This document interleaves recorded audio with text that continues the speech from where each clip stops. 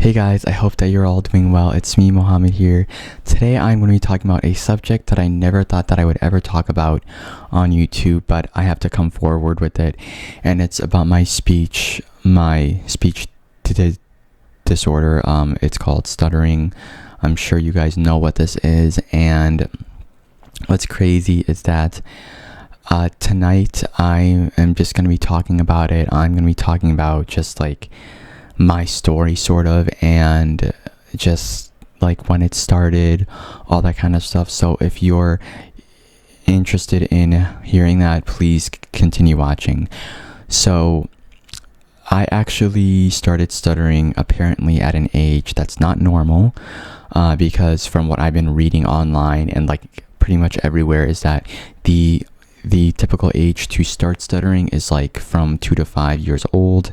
That's like the preschool age, or the age when like people start talking, which makes sense because stuttering is a speech disorder. So it makes sense for it to start when you start talking. Well, that's not the case for everyone. And this is something that a lot of articles online don't really teach. A lot of places that talk about stuttering, but it actually can start later than that. For me, it was in 5th grade. I know, very late, very odd. That's an age where nobody would ever think that they would even start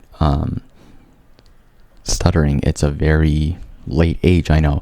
Now, I've watched so many videos online. I've seen some people start when they were in 3rd grade, some in 2nd, but most people do start around that 2 to 5 years old range, which is normal.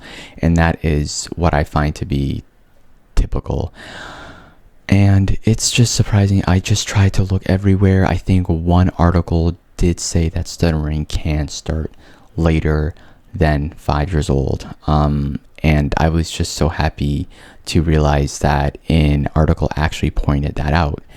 And it's just so weird. Like, speech therapists don't really know why it just starts late for some people, and why it starts earlier for some other people. But anyways, all I can say is that I'm kind of thankful I actually did start stuttering late, because I had a few good years, being just fluent and not really worrying or like caring about anything in the world aside from my speech. Like, that's something that people take for granted, and I did not realize how good I had it. So anyways, I want to tell you what happened when I actually first started stuttering. It happened one day, literally right after lunch, and I will never forget this, okay? And it happened right after lunch, right? And it was one afternoon. I just sat on the desk after I went into my classroom right after lunch one afternoon, and I remember where my seat was because I was in a smaller classroom, and I was answering the question. Now, I don't remember if I actually raised my hand or not, but maybe I didn't. I kind of doubt it because I can just speak freely, right? But anyways, I was answering that question, and I stuttered, and I was like, oh, what the heck happened? I didn't mean to do that. I didn't really think anything of it though at this point, but I was aware that I had messed up and that I had repeated something. So that was the first time that I felt like that I did not have full control over my words. But little did I know that that was the beginning of what was gonna change my life. And from that point on, there was really no issues talking. I could just stop talking whenever I wanted. There was no pauses, no nothing. I still felt like I had full control over my speech, and that's the nice thing. I could just speak, and I didn't really think anything of it. I just continued to speak as I did. There were no there was no like thoughts of me trying to cover it, being scared of like people finding out, because only I knew that I stuttered, because it was so minimal that only the person that has it can understand it.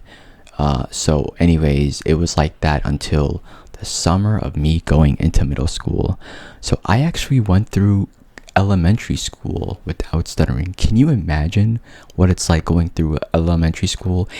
You know, from the moment you start talking, to have a noticeable audible stutter that other people could, you know, comment on and could mock on. But anyways, that's something that I've never really realized and that I've taken for granted. But hold up, I can still relate to all you people that have suffered growing up stuttering, because it still was something that was early enough in my childhood to definitely affect me, and to have that understanding and that sympathy of what stutterers go through. So anyways, so it started to become noticeable the summer of me going into 7th grade. So I was like 12 at this time. So this is a really good time of when I knew that it became noticeable. And in this video, I'm not even stuttering. I think it's because that today I was actually really kind of open about my stuttering. I kind of just tested it. I just purposely stuttered a bit more at work. Nobody had really said anything about it, and right now I feel like that has actually taken the anxiety down with stuttering. And I'm talking about stuttering in this video as well. It has really lessened it, because of course stuttering is not caused by anxiety, but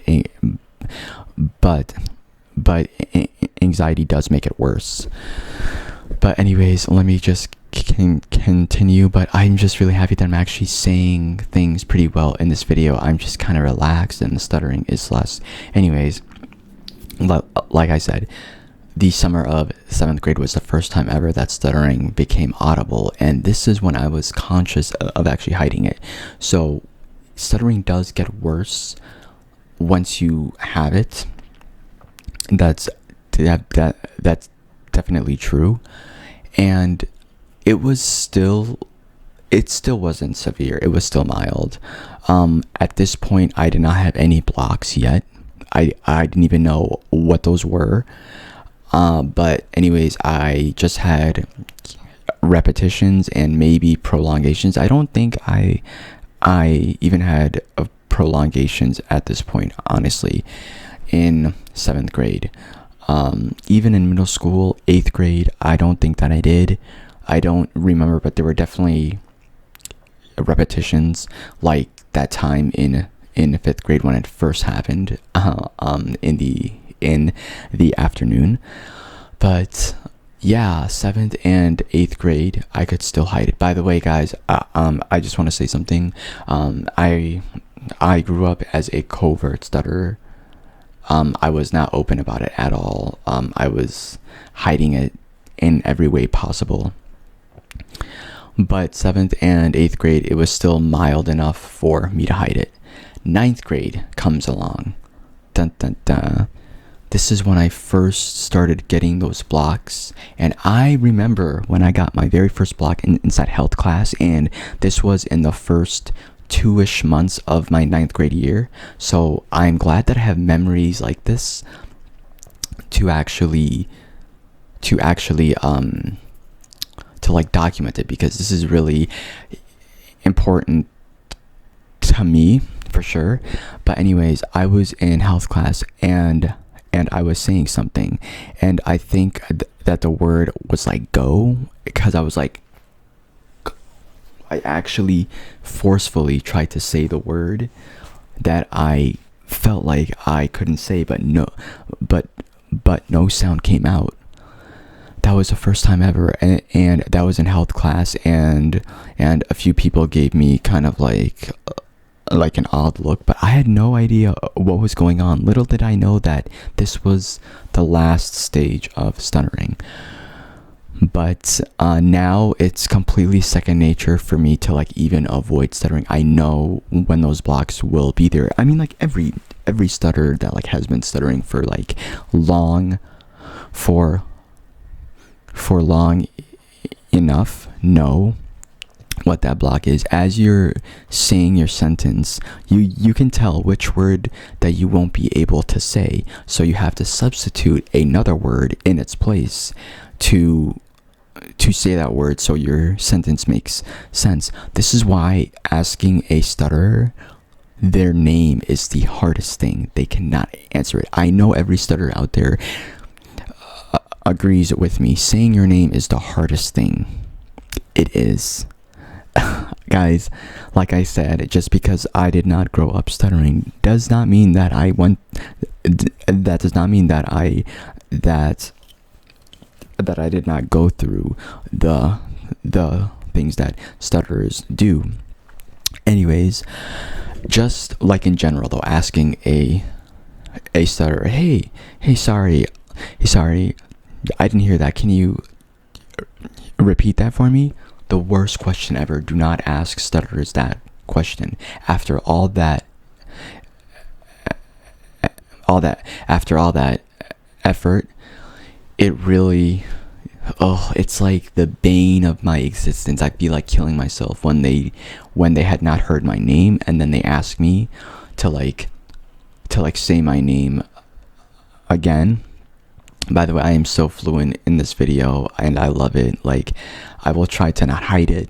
I've been trying to kind of wait a bit and pause, but I don't know if I should just go straight on to the word. But anyways, yeah, that is definitely something that all stutterers can relate to, and that's why that I'm making this video. But anyways, going from 9th grade, fast forward to 11th grade. This is when my stutter was at its worst. Okay, this is when my stutter was at its worst, and this is actually when I had to go and seek out therapy because I was like, I can't do this anymore. This was also the point where anytime somebody would ask me to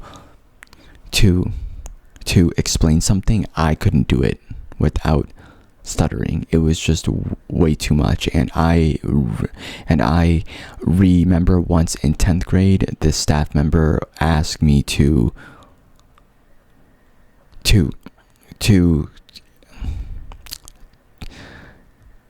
explain something, and I was kind of stuttering, like kind of obviously, because I can't say no to them, and they were probably like, huh, like what is going on? This is the time when I was super covert about it, because I knew that if I even said a couple of sentences, or if I tried to explain something in detail, I could not do it without stuttering, and I would be extremely exhausted. But anyways, fast forward to 11th grade. What I just talked about was in a 10th grade, by the way, about that staff member. But yeah, definitely, I was in 11th grade at this time when I actually had to go seek therapy. It was so weird because this is the first time ever in my life that I had actually met somebody that used to stutter, which was my speech therapist. She was a stutterer. I think she did stutter a little bit still, because I did hear her talk on the phone, and then she did say maybe like 2 times, because I knew that she was like using those interjections to avoid the word head on that she could not say. Anyways, it was just so weird hearing somebody for the first time talk to me about stuttering, aside from my family. My like family would talk I would talk to them about it a few times, but I still was not comfortable. But my speech therapist was just saying the word stutter like it was normal, and I kind of felt weird. I was like, because I'd never really met anybody that stuttered, maybe one person in my whole life. I know that they say that 1% of the population stutters. It feels like it's way less than that, guys. Let me know in the comments if you feel the same way. It feels like it's way less than 1%.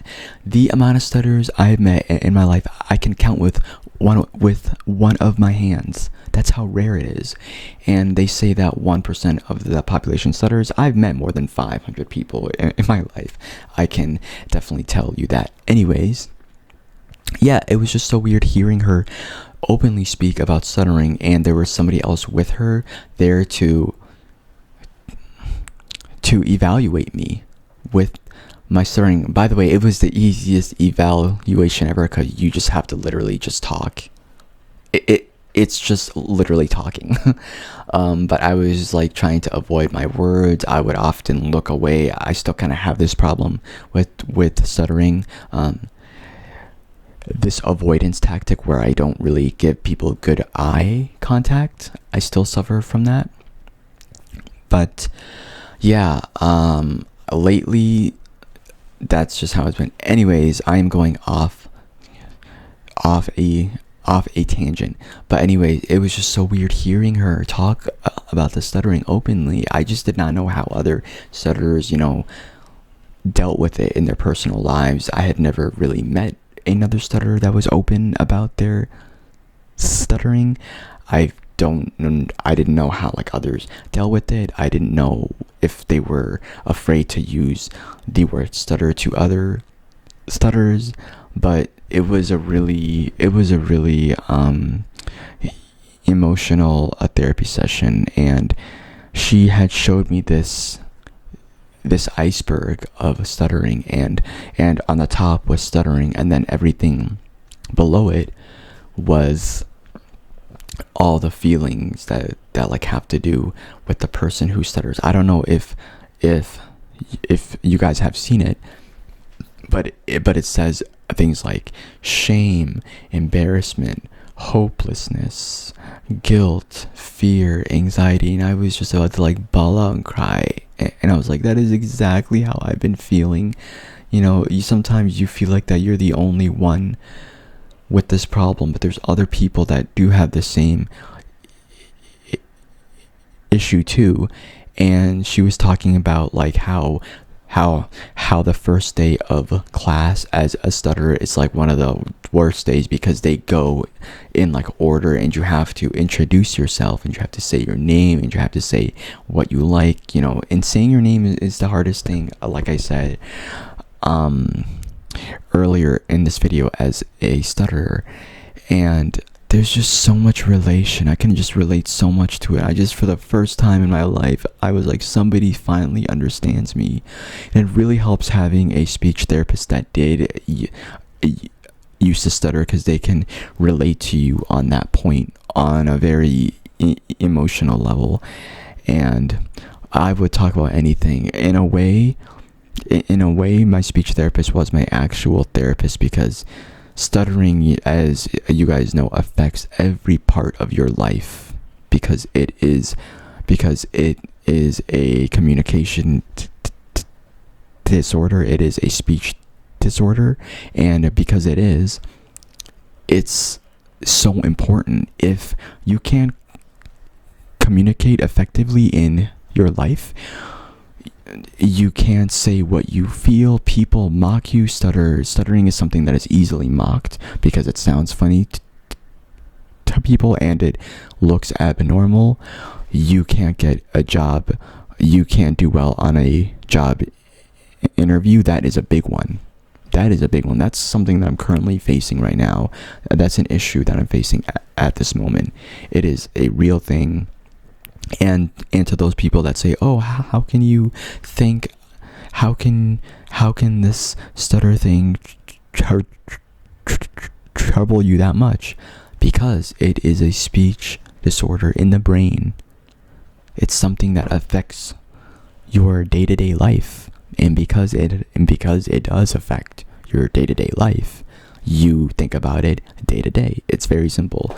So it's something that's very hard to hide, because there's going to be a point in your day where you're going to have to speak to somebody whether you go to the store, whether you go to school, whether you go to work, whether you talk on the phone, I still hate, I hate talking on the phone. To this day, talking on the phone, I still don't like it. Even at work, I just avoid it.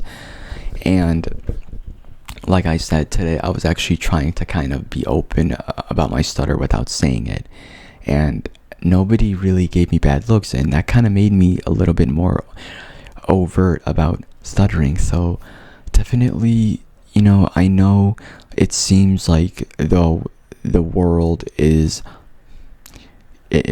against you. By the way, I don't know if I had said this, my stutter was mild enough for me to actually like hide it. There was one person in my junior year, I think, that had slightly caught on to my stutter, and they did mock me, like just like a little bit, but I would change my words all the time. I was that kind of person, and I'm not somebody that had a noticeable severe stutter from the time that they were able to talk. Now those people really went through everything. I didn't even really go through bullying really with like stuttering. That's how much I was able to avoid it. So I consider myself lucky. My stutter was mild enough for me to hide it, and I didn't grow up through elementary school with it. So those are two main components, and I had a lot of anxiety with it. I can relate to every stutterer, even though I kind of had it on the light end. Like honestly, my situation I think is better than most stutterers, and I can still relate to stutterers, so that really makes me think I still do have it pretty good. But I think that was pretty much it, guys. Oh, hold on. About the speech therapist, I want to talk more about that. So I stopped going to my speech therapist. I only saw her twice because it was the holy month of Ramadan, which is a Muslim holiday, and it was kind of far away. That was why we had to stop, and because it was far away, I was only going once every 2 weeks, and I only went twice. So apart from the evaluation, which was obviously one time, so that's 3 times total. So that is really my like story with my therapist. She also had this community of like stutterers at the university of my state. There was this group of people who stutter, and then she would kind of be like one of the leads of that team. And I could have met so many stutterers, but of course I couldn't because I didn't have a car then and all that. But anyways, this video is all over the place, so I apologize. I just am not used to being this fluent. When my anxiety is lower and I'm actually open, I'm actually decently fluent. I'm so happy. I don't think I've ever been this fluent. My next video will be about stuttering and fluency and age and that kind of thing. So if you're interested in that, please do subscribe, and I'll see you guys next time around. All right, bye guys.